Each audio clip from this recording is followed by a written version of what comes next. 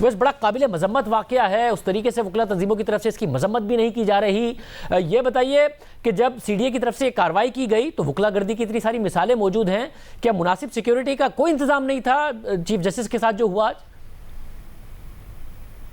Operation किया गया था सीडीए की जानिब से, वकला के चैम्बर्स गिराए गए थे रात को।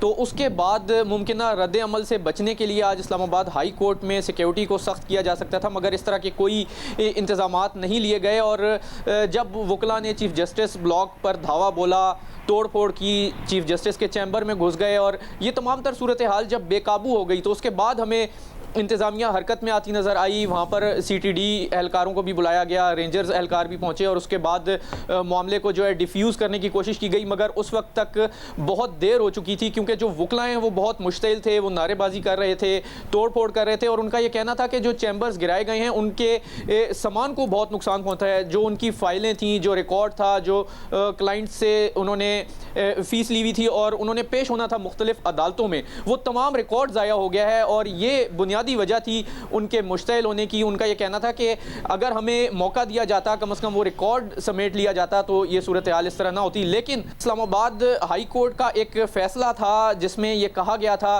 कि जो हाउसिंग सोसाइटीज़ हैं वो लैंड ग्रैबिंग में मुलविस हैं और इस हवाले से जो इंतज़ामिया है वो एक्शन ले। इस्लामाबाद हाई कोर्ट के चीफ जस्टिस अतर मिनल्ला का ये फ़ैसला था और उन्होंने इंतज़ामिया को हिदायत जारी की थी कि इस्लामाबाद का जो इलाका है 1400 स्क्वायर माइल का, उसमें रूल ऑफ लॉ को यकीनी बनाया जाए। रियासत की ज़मीन पर कब्ज़े की जो कोशिश की जाती है मुख्तलिफ अनासिर की जानिब से, उसको ख़त्म किया जाए और कोई एक भी कब्ज़े का केस बाकी ना हो।